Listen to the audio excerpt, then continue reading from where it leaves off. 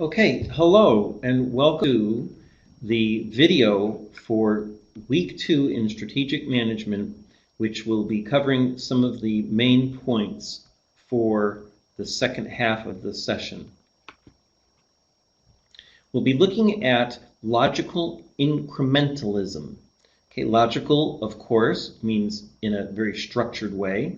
Increment means like into steps or stages as parts. So if you think of that for your company and you're trying to develop a strategy, that means you're going to experiment and that you want to have learning as part of that strategy development plan. So think of an example here. You're working in a company and you want to have a new online system to clock the people in, timesheet. I'm going to ask you to pause the video now and discuss with your study partner or call them on the phone and see what they think would be a good plan. Okay, so stop the video now.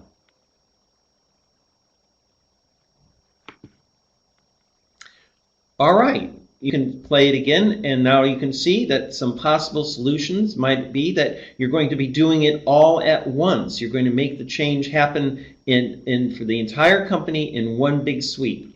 Or another option might be that you run a pilot study. This means that you are going to just do it with one small group first, test it out, see how it works, and then roll it out across the rest of the company. Both of those approaches, both of those strategies have different benefits and weaknesses.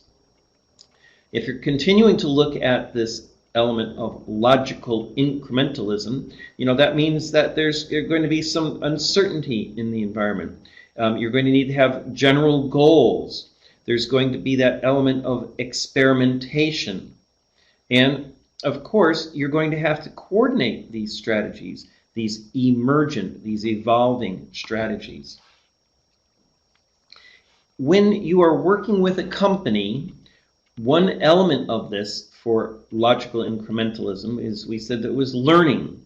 And so a company can have a culture which encourages questioning and challenging new ideas. So this would be what we would call a learning organization.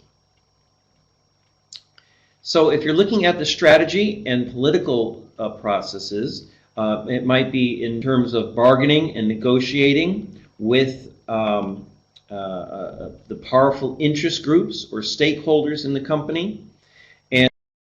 And later on, when you do more analysis, it might be that you do a pestle analysis and processes. Carrying on here, we can see that the strategy can have continuity and prior decisions that have been made in the past can be a factor. So if you have an emergent strategy, one that's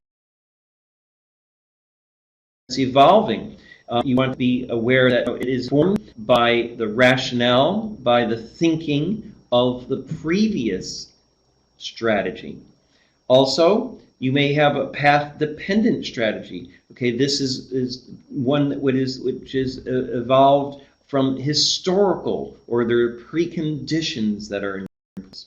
And of course, the culture of the organization is going to impact on the strategy. Like we mentioned, is it a learning organization? So now let's do a real example so that you can put this in an applied situation. Let's think about Google.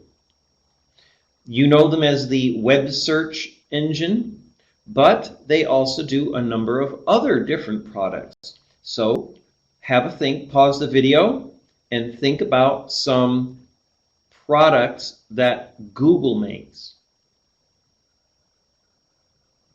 Okay, now you're back.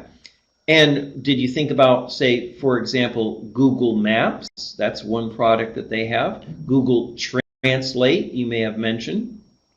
So the company can develop these in-house with the market, but sometimes it's another approach where a company is going to have acquisitions or acquire other types of skills or resources from a different company.